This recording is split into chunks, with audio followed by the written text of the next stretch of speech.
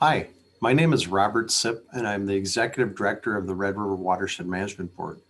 And today I'll be talking to you a little bit about the history of the Red Board and also touch briefly on some projects that we're working on with our member watershed districts. Regarding some history of the Red Board, we were actually formed in 1976 by the Minnesota legislature, and our original focus was on flood control only. We are actually a joint powers board of watershed districts on the Minnesota side of the Red River Basin, and we do have taxation authority.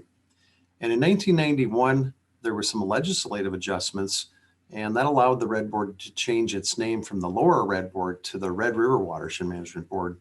And then also our authority was redefined to allow the Red Board some additional flexibilities so that the board could focus on other things besides just flood control. So regarding taxation, we do have the Red River levy, and this is a levy that is collected at the local level. And this is a levy that is above and beyond the normal levies that are available to watershed districts through state statute.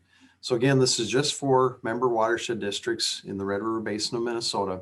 And how this levy works is that it's collected at the local level, and then half of it is kept by the member watershed district, and then half is transferred to the Red Board. And so the member watershed districts use their half for more localized flood damage reduction projects. And then the Red Board half is redistributed up and down the Minnesota side of the Red River Basin. And so regarding members, I mentioned that we are a joint powers board. We currently have 7 members, and there are actually 11 organized watershed districts up here on the Minnesota side of the Red River Basin. And we also have the large area of the Ottertail watershed that is not an organized watershed district down here on the map. And then you'll see these white polygons. Those are the non-member watershed districts.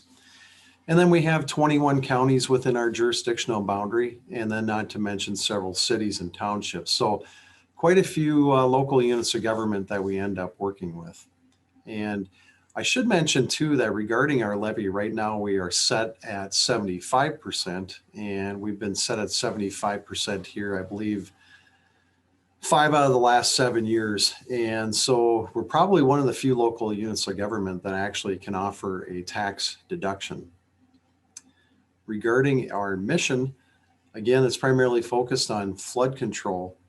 But then last year, the Red Board adopted its first ever strategic plan, and it has a vision statement that focuses on economic vitality, economic growth, and enhanced natural resources for the future of the Red River Basin of the North. Regarding our budget, this is for 2020, and our budget was about $6.7 million. And so the intent of that was that about 80% of that would go for flood control projects and water quality projects of our member watershed districts. So that's the largest slice of the pie here. And then I won't go through all these pieces here, but the next one I wanted to mention is the program funding.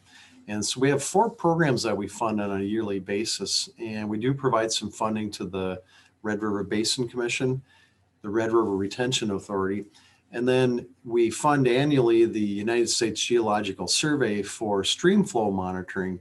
And that's some critical information that's gathered each year that's used by not only flood managers, but also technical people and our member watershed districts.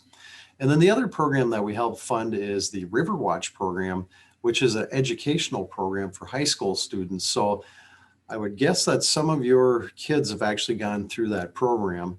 And so that focuses on river health, water quality monitoring, and really helps engage students regarding river management. And so it's been a great program over the years, and it's also funded with funds from the state of Minnesota and North Dakota, and then there's another board similar to ours on the North Dakota side, and so they provide some funding too. So regarding funding commitments, the Red Board has about 32.6 million in funding commitments for flood damage reduction projects, water quality projects, and then those 4 programs that I mentioned. And then we are also the fiscal agent for the flood damage reduction work group. And I won't go into a lot of detail there because we don't have time today, but The last few years, the Flood Damage Reduction Work Group has met jointly during the Prairie Grains Conference. So we appreciate being able to do that for the last several years. And so when you look at our funding commitments, excuse me, about 92% of what the Red Board does focuses on flood control, and then about 6.7% on water quality. And I'd like to mention too that when we do projects, we actually have funding agreements or contracts with our member watershed districts so that the projects actually go forward through the process, ultimately to construction. So regarding projects, the Red Board has helped co-fund approximately 60 projects since 1976. And those are both the larger scale rural flood impoundment projects that you'll typically see as you're driving up and down the valley, and then several city projects. And then we've also helped fund or co-fund close to 300 farmstead ring dikes since probably the mid 1990s. So quite a few projects that have been done over the years. And then also the Red Board participated in the LIDAR flight that was done back in 2009.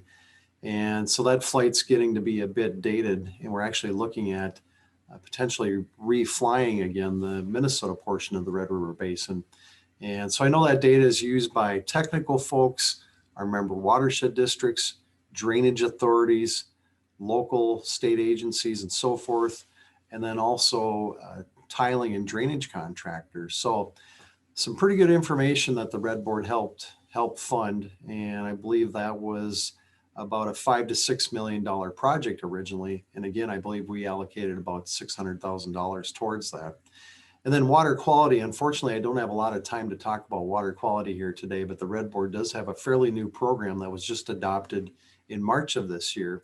And so it's for our member watershed districts. And recall earlier, the slide indicated about 2.2 million that has been allocated for water quality projects of our member watershed districts. And so what I'd like to do is hopefully this summer we can get back to in-person meetings. And I know that Minnesota Farm Bureau and several of the ag groups in the Red River Basin of Minnesota have been doing summer meetings in the last probably 6 or 7 years. And so we'd like to really help partner with those in the future.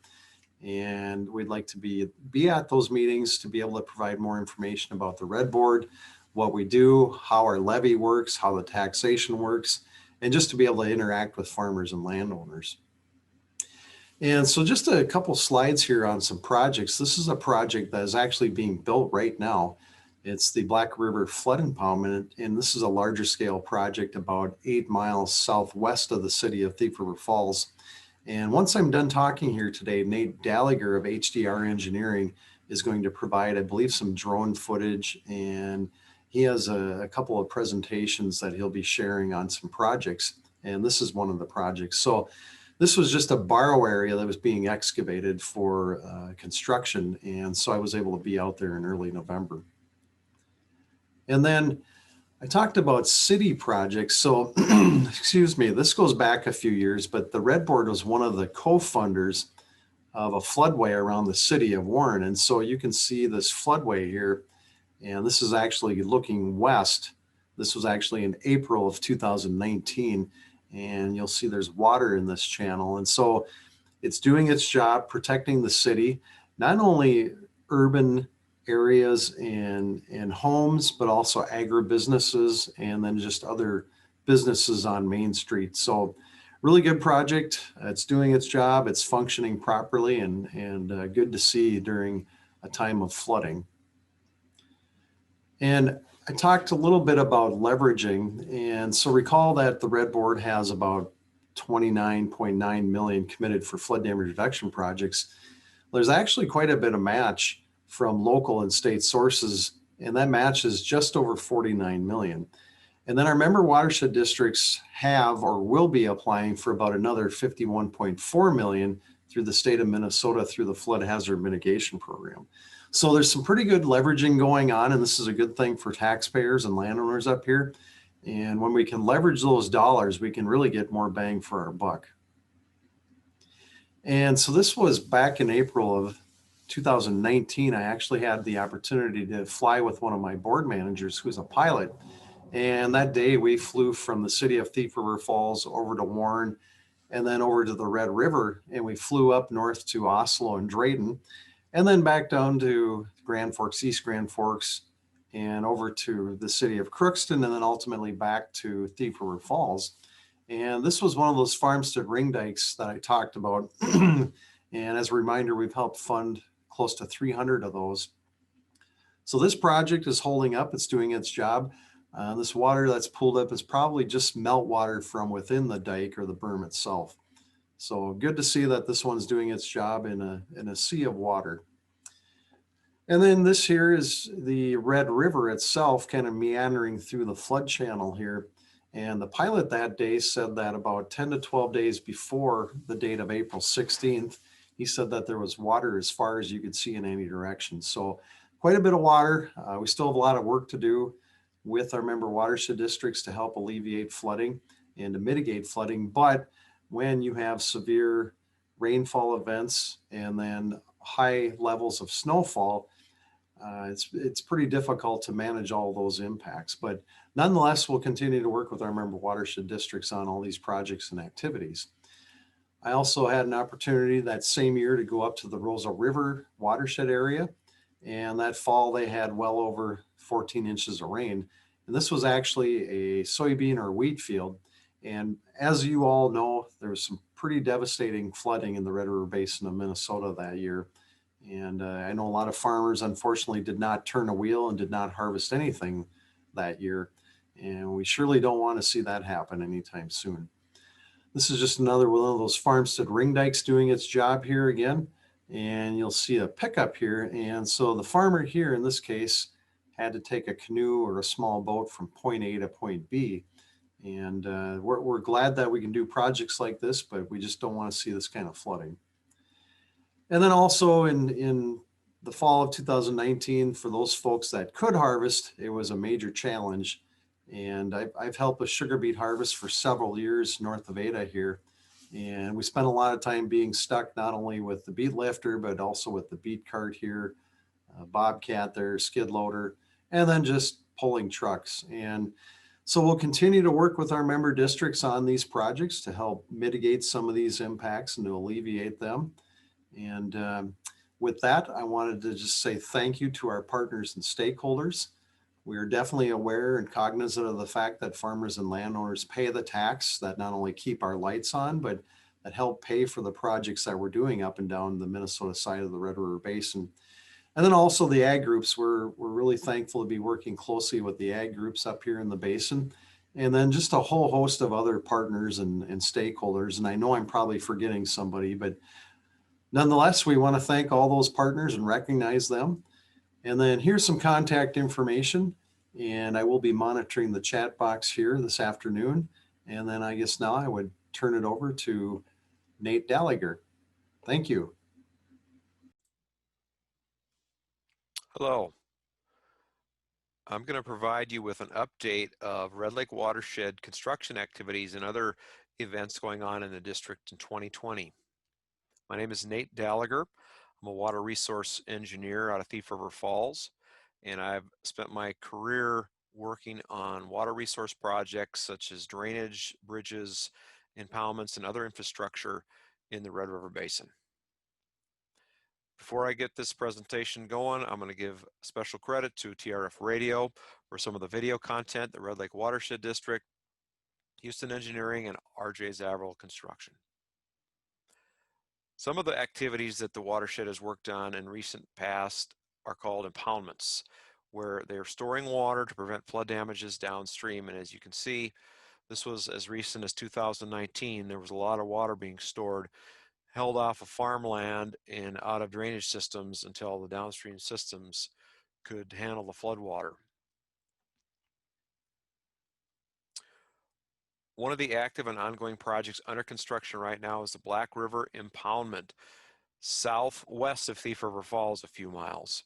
Construction has finally began and it is going gangbusters and moving along very nicely. RJ Zavril and Sons was the low bidder and is doing the work with hopes of getting a majority of the work done this fall and then finishing it up early next spring.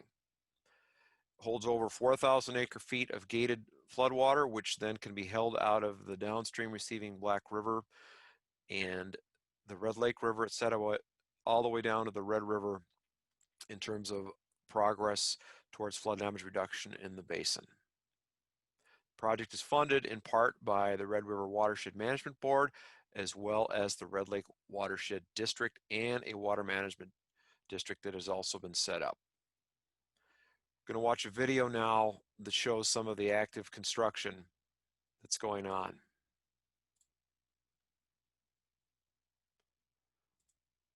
I guess that didn't work, so we're gonna keep going, and you're gonna have to watch me as I deliver this presentation. It's an $8.8 million project that the watershed will own, operate, and maintain the flood control structure.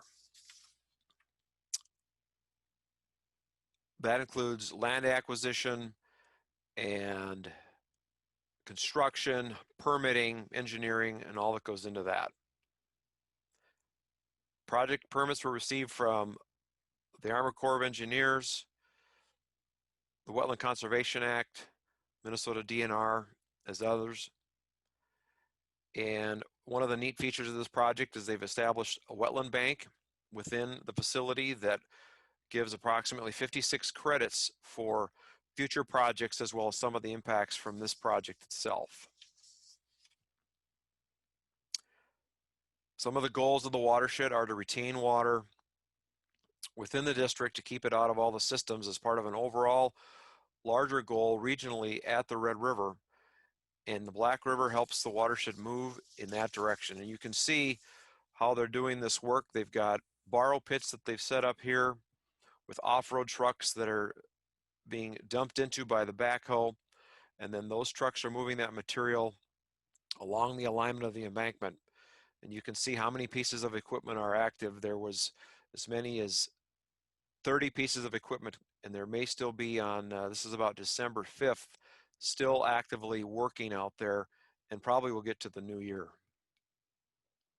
Another project that the watershed has been working on is the TRF Westside project, which was a collaborative project with multiple entities. It is primarily a flood damage reduction project, but it is also a transportation project and really an overall community collaborative project.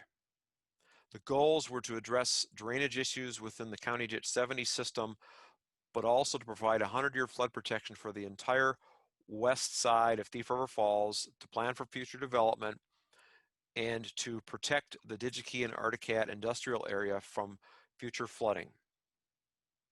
The partners were the Minnesota Department of Transportation, which was working on a roundabout project that had extensive interaction with the drainage component, the City of Thief River Falls, which took this opportunity to provide urban drainage and stormwater boulevards where there was open, deep ditches previously, as well as Pennington County Highway Department, which was constructing a new Mark Avenue bridge and also roundabouts both by the Challenger Elementary on Highway 32 by the hospital. So all these projects were really worked together with the same contractor, which we're about to hear from.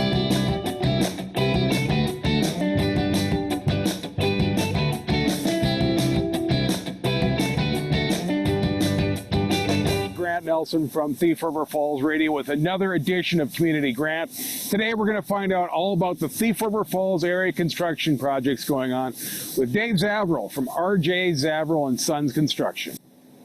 Dave Zavril, welcome to Thief River Falls. Although I know you've been here for quite a long time, you're doing much of the construction going on at Thief River Falls. Yes, we are. Thank you. This summer has been unique. We've had 7 projects in the Thief River Falls area, and we started off with the bypass, which, you know, is a watershed project that runs a lot of the water that comes from the north side of town and bypasses the Barzen and the Greenwood area.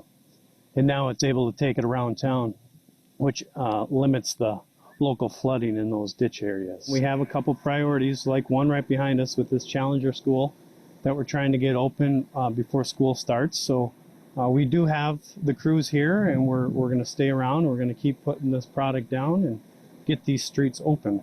Yeah, we've been trying to stay out of the way for everybody here this morning, but you got a lot of workers down here working on the Challenger roundabout. I mean, you've got asphalt going down. Is the concrete all finished? The concrete is finished in this area, yep. So after we get our asphalt done here at the Challenger School, we've got some striping to go in and some signage, and then it's going to be passable for traffic. So. Awesome. How about the roundabouts up on Highway 1? We've got one at Brooks and one at Barson. There is a lot of underground infrastructure put in there. So the ditches of Barson and Greenwood, they've got these pipes that are put in there so that it'll work like a ditch used to, but it'll be green space, it'll be mowable, but the local water will still run through there. That's where all of our underground pipe went in.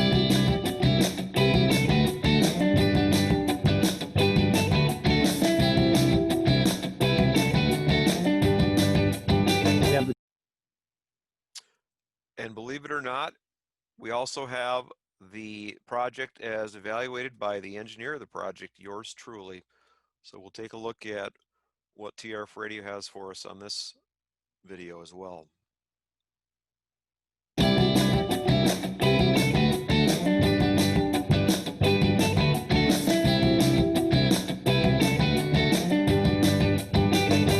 Nelson from Thief River Falls Radio with another edition of Community Grant. Today we're going to find out all about the Thief River Falls Area Construction Project.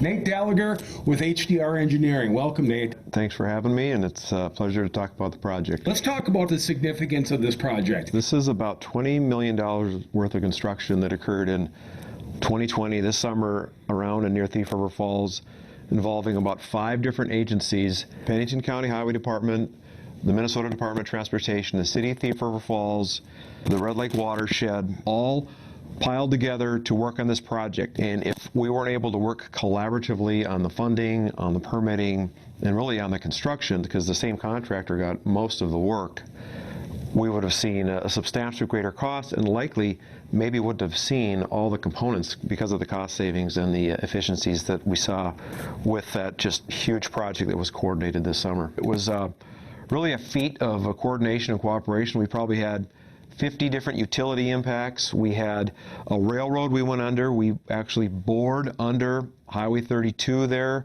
The weather was a factor early on, but in the end it kind of finished well. I mean, we will have some finish next season, so if there's something out there people aren't happy with, talk to your representatives and we'll make sure it gets covered early next spring.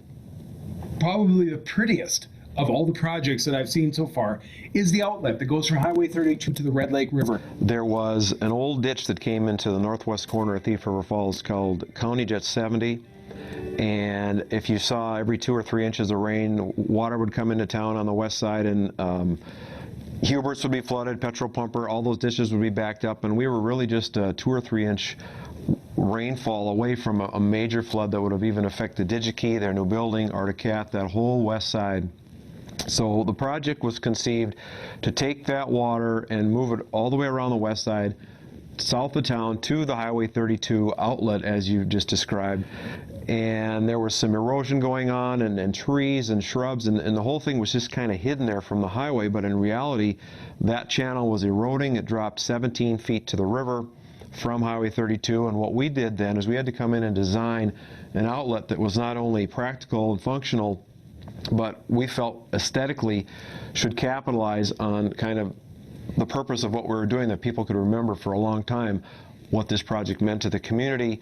So what we've got now, instead of a small channel that's eroding and often unable to handle what it had originally in terms of drainage area and flow, we've got a very large outlet that safely works its way down to the Red Lake River for really 4 times the drainage area. And in fact, just east of Highway 32 there along the historical village, there's still storm sewer going through there, but we filled in about 8 feet, and there's still a little bit of depth there, which the city is considering next year, next summer, maybe even raising that a little bit more to have even less of a ditch flavor, but at the same time, it's functional, it'll drain, it has like little drainage area, so it'll just be a nice grassy boulevard all over that storm sewer. So what we have is a force main that goes out to a lagoon, then a storm sewer on top of that, and then cover the storm sewer up plus black dirt, so you can urbanize that ditch and make what was once a very steep,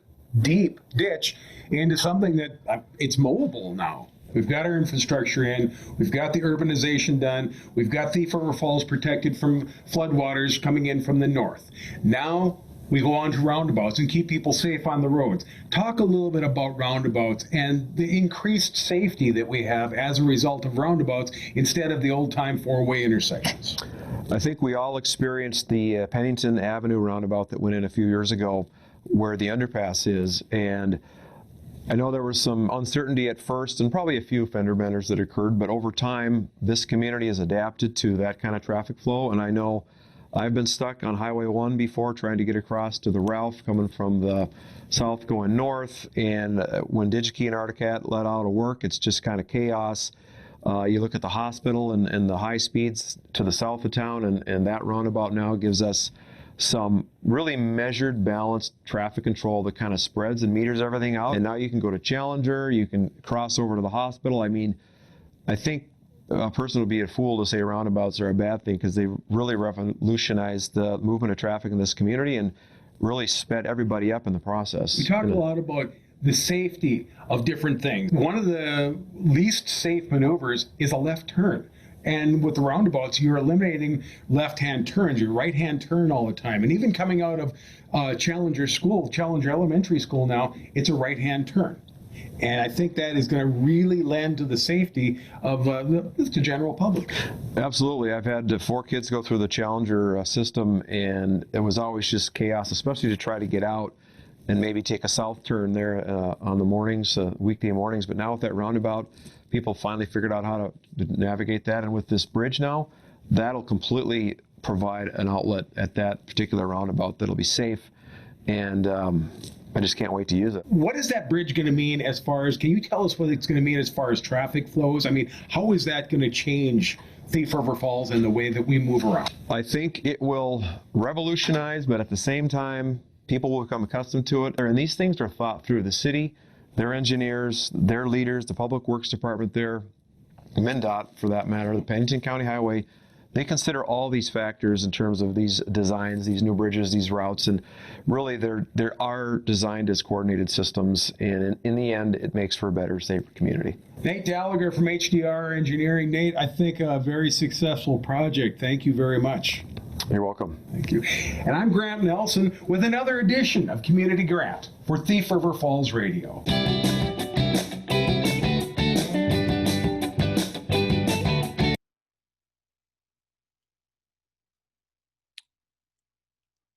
All right. Well, as you can see, the collaboration didn't just stop with the watershed. There were many other factors to this project, but I think there's a special acknowledgement that goes out to the Red River Watershed Management Board for really leading the funding and to some of the state legislation that goes on with respect to water management, and it brings a lot of different projects together at the same time, and this collaborative effort in Thief River Falls was a great example of that, and again led by the Red Lake Watershed and the Red Board as well as the other partners. So thank you for your time, and if you have any further questions, please reach out to the host or the moderator of this virtual conference. Thank you. Quick question for one of you. Living up in that part of the woods and just seeing the extensive work going on in Thief River Falls and the project, the Black River Project now, amazing to see that amount of dirt being moved. And how many year process is it to plan and get funding lined up, go through the permitting process? How entailed is that process to make the accomplishments you guys are doing there? Yeah, Charlie, that's a great question. And I know Nate can probably add to this, but these projects from the concept phase all the way through permitting, engineering, all the environmental work that needs to be done, land acquisition, easements. I know I'm probably missing a couple things, but all the way to construction can easily take 5 to 8 years, sometimes more. Once in a while, we might get lucky and we might have a project that gets through the process a little bit quicker, but nonetheless, a pretty lengthy process and just takes a lot of time and patience and I guess fortitude to get through from point A to point Z. Thanks. Looking at the work you've done in the presentation, made remarkable progress this year. What's on the docket for starting next year? What's next on your projects? Yeah, actually, we have about 11 projects in our funding process, and they're all flood damage reduction projects. And let's see, we have about 3 that are just kind of wrapping up. A couple smaller projects in the cities of Hendrum and Halsted that are being finalized. And then of course, this Black River Impoundment project will be wrapped up sometime fairly soon, just in an amazing time frame with all the weather and that.